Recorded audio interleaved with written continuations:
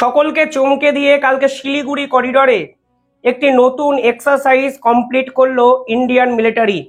এবং সেই ভিডিও যখন সামনে এসছে তখন এক ঝাঁক প্রশ্ন সকলের আগে যা উঠেছে তা হলো অপারেশন সিন্দুরের পর নতুন করে পরিকল্পনা ভারতের সেনারা কি করতে শুরু করেছে।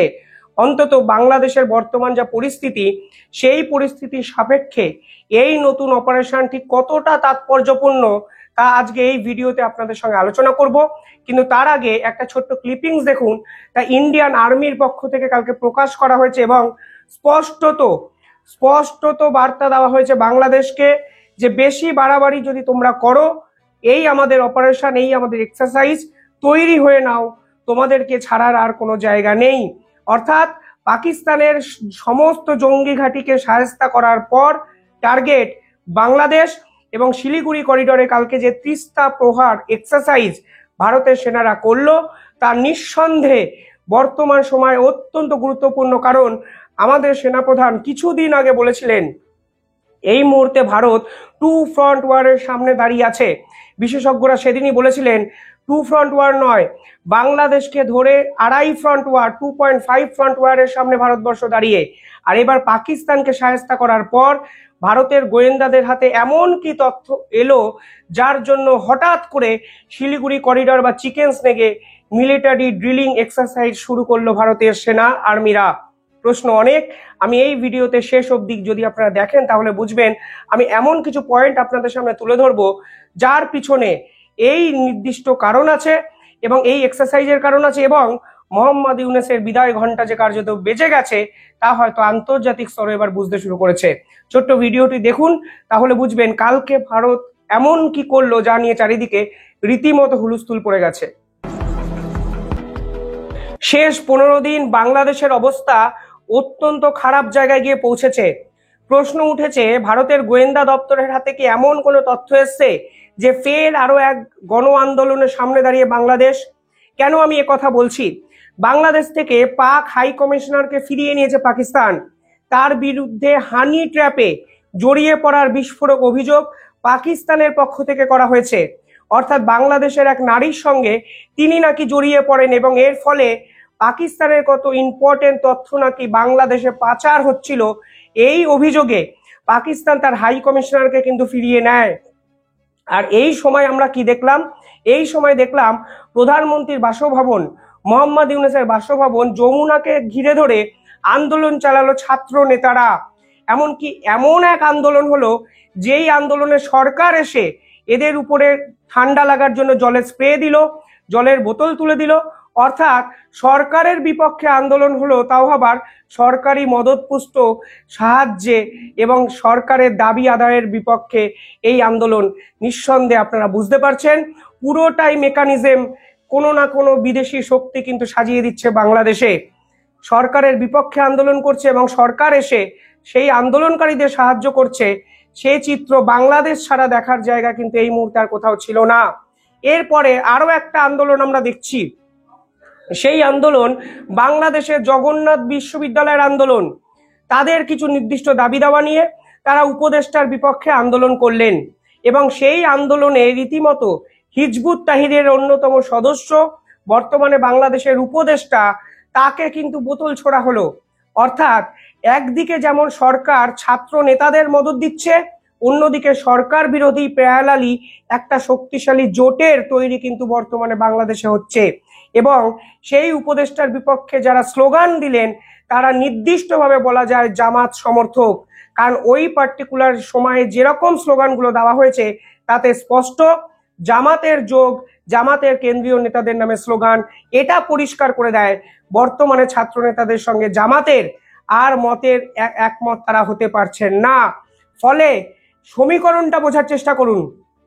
একদিকে ছাত্র নেতারা এবং ছাত্র নেতাদের কাজে লাগিয়ে মোহাম্মদ ইউনূসের সরকার, যেই সরকার আন্দোলনকারীদের প্রশ্রয় দিলেন, আওয়ামী লীগকে ব্যান করার জন্য আন্দোলন যারা করছিলেন তাদেরকে জলের বোতল দিলেন, সেই যারা আবার সরকারের বিপক্ষে আন্দোলন করছেন। অর্থাৎ পুরোটাই প্রি প্ল্যানিং মেকানিজম। অন্যদিকে যারা সরকারের বিপক্ষে আসল আন্দোলন করছিলেন, জগন্নাথ বিশ্ববিদ্যালয়ের কিছু ছাত্ররা যারা নির্দিষ্ট দাবি নিয়ে আন্দোলন করছিলেন, তাদের বিরুদ্ধে সরকার আবার কড়া অ্যাকশন নেওয়ার হুমকি দিয়েছেন এবং সেই আন্দোলনে রীতিমতো উপদেষ্টা এক হিজবুত তাহরিরের নেতা, যিনি আবার সরকারের অন্যতম সদস্য এবং এই আন্দোলনকারী ছাত্র নেতাদের অন্যতম সদস্য, তার মাথায় বোতল পড়ল এবং এটা পরিষ্কার হয়ে গেল বর্তমানে ছাত্র নেতাদের সঙ্গে বাংলাদেশের বাকি যে রাজনৈতিক দল তাদের আর কোনো বনিবনা হচ্ছে না। অর্থাৎ শেখ হাসিনাকে সরানোর আন্দোলনে যে রাজনৈতিক দলগুলো এককাট্টা হয়েছিল ছাত্রদের সামনে রেখে, সেই রাজনৈতিক দলগুলো ছাত্রদের সামনে রেখে এখন আর পিছনে কেউ দাঁড়াচ্ছে না। ফলে সমীকরণটা স্পষ্ট, একদিকে ছাত্রনেতা, অন্যদিকে জামাত, বিএনপি, আওয়ামী লীগ এবং দেশের তাবড় বিরোধী শক্তি, যারা 8 মাসে মোহাম্মদ ইউনূসের কর্মকাণ্ডে রীতিমতো বিরক্ত। প্রশ্ন এখানেই, নতুন করে গণ আন্দোলনের মুখে কি বাংলাদেশ? প্রশ্নটা আরো কেন মাথাচাড়া দিয়ে ওঠে জানেন? কারণ মোহাম্মদ ইউনূস সরকার একের পর এক আত্মঘাতী সিদ্ধান্ত নিয়েছে, অন্তত জিওপলিটিক্যালি সেই সিদ্ধান্তগুলো তাদের বিপক্ষে যেতে শুরু করেছে। 3টে সিদ্ধান্ত এরকম আমি আজকে এই ভিডিওতে বলছি, তাহলেই বুঝবেন এই মুহূর্তে শিলিগুড়ি করিডোরে এই ধরনের মিলিটারি এক্সারসাইজ কেন করলো ভারত। প্রথম সিদ্ধান্ত, তিস্তার উপর একটি প্রজেক্ট করার কথা ছিল ভারত এবং বাংলাদেশের। শেখ হাসিনা প্রকাশ্যে বলেছিলেন যদি ওই প্রজেক্ট, ইনফ্রাস্ট্রাকচার ডেভেলপমেন্ট প্রজেক্ট কোনোদিন কোনো দেশ করে তাহলে সেটি ভারত। মোহাম্মদ ইউনূস সরকার চায়নার সঙ্গে সম্পর্ক ভালো করতে গিয়ে সেই প্রজেক্ট চায়নার হাতে তুলে দেন এবং সেই ঘোষণাও কিন্তু প্রকাশ্যে মিডিয়ায় করেছেন, যদিও এখনো তার রিসেন্ট ডেভেলপমেন্ট কি বাংলাদেশ সরকার অফিসিয়ালি জানায়নি। পরবর্তীকালে মোহাম্মদ ইউনূস চীনে গেলেন, চীনে গিয়ে 7 সিস্টার্সে চায়নাকে ইনভাইট করলেন এবং চায়না নাকি বর্তমানে একটি এয়ার বেস বাংলাদেশে করছে। অর্থাৎ একইভাবে ড্রেপ ট্যাপে ফাঁসিয়ে পাকিস্তান এবং শ্রীলঙ্কার মতো চায়নার হাতে বাংলাদেশ যে ঢুকে যাচ্ছে তা আন্তর্জাতিক স্তর কিন্তু পরিষ্কারভাবে বুঝে গেছে। যেভাবে পাকিস্তানে বালুচিস্তান আন্দোলন হয়েছে, ঠিক একইভাবে একটা নতুন আন্দোলনের সম্ভাবনা বাংলাদেশে দেখা যাচ্ছে, কারণ চায়নার আগ্রাসন নীতিতে বাংলাদেশের কেউ বা কারা ক্ষুব্ধ এবং মোহাম্মদ ইউনূসকে সরানোর জন্য প্যারালালি নতুন কোনো জোট কিন্তু তৈরি এই মুহূর্তে বাংলাদেশে হচ্ছে। দ্বিতীয়ত, যখন অপারেশন সিন্দুর চলছিল সেই সময় পাকিস্তানের হাই কমিশনার বাংলাদেশের পররাষ্ট্র উপদেষ্টার সঙ্গে একটি অত্যন্ত গুরুত্বপূর্ণ মিটিং করেন। সেই মিটিংয়ে কি হয়েছে আমরা আজও জানি না। এমনকি সেই মিটিং এর পর সাংবাদিকরা যখন হাই কমিশনারকে ঘিরে ধরে তখন তিনি কার্যত পালিয়ে বাঁচেন। অর্থাৎ পাকিস্তানের সাথে বাংলাদেশের জোট এবং সেই জোট যে ভারত বিরোধী তা কিন্তু ভারত সরকার বুঝেছে। পরবর্তীকালে আমরা জানতে পারলাম সেই হাই কমিশনার ফেসে গেছেন হানি ট্র্যাপে এবং হানি ট্র্যাপে ফাঁসার পর পাকিস্তান তাকে দেশে ফিরিয়ে নিয়েছে। অর্থাৎ পাকিস্তান এবং বাংলাদেশের সমীকরণকে কেন্দ্র করে একাধিক বিস্ময়কর জিনিসপত্র শেষ 1 সপ্তাহে বাংলাদেশে হয়েছে। তৃতীয়ত, যেটা আমার মনে হয় ব্যক্তিগত অভিমত, তা হলো বাংলাদেশ সরকার একটা বিগেস্ট ব্লান্ডার করে ফেলেছেন যে রাষ্ট্রসংঘ বা জাতিসংঘকে একটা মানব করিডর দেবেন বলে। অর্থাৎ রাষ্ট্রসংঘ বাংলাদেশকে কাজে লাগিয়ে আরাকান আর্মি অব্দি পৌঁছাবে। সেই আরাকান আর্মি যাদের সাথে বাংলাদেশের কখনো আপোষ হয়নি, সে সংগ্রাম হয়েছে। আরাকান আর্মি দেশের বিপক্ষে। সেই আরাকান আর্মি কাদের বিরুদ্ধে লড়ছে?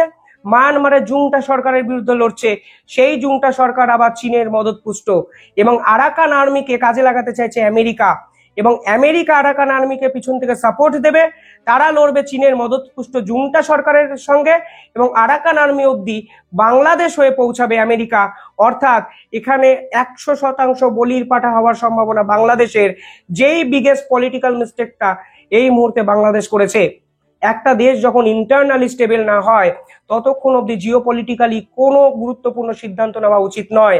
এই সহজ প্রিন্সিপালটাই বাংলাদেশ সরকার বুঝতে পারেনি। বাংলাদেশ সরকার এখন অব্দি বুঝতে পারেনি কারা তাদের সাপোর্টে আছে। কখনো আমেরিকার এই ইন্টারনাল করিডোরের দিয়ে তারা ভাবছেন আমেরিকা আমাদের সঙ্গে, কখনো ভাবছেন চীন আমাদের সঙ্গে, কখনো ভাবছে পাকিস্তান আমাদের সঙ্গে। আসলে সুযোগ যদি খারাপ অবস্থায় পড়ে তাহলে এই 3টে দেশই যে বাংলাদেশকে ছুরি মারতে 1টা মিনিটও নেবে না তা কিন্তু ভারত সরকার বুঝেছে। এমনকি বাংলাদেশকে কাজে লাগিয়ে ভারত বিরোধী একাধিক চক্রান্ত করতে পারে চীন, পাকিস্তান, তা কিন্তু আজকে আন্তর্জাতিক স্তরে অলরেডি ক্লেমড হয়ে গেছে, প্রতিষ্ঠিত হয়ে গেছে।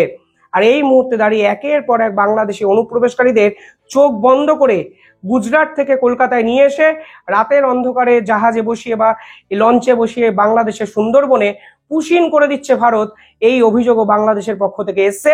এবং একাধিক রিপোর্টে দেখা যাচ্ছে 143 জন রোহিঙ্গাকে শেষ এক সপ্তাহের মধ্যে ভারত বাংলাদেশে মানে চালান করে দিয়েছেন, যা নিয়ে বাংলাদেশ সরকারও ক্ষুব্ধ।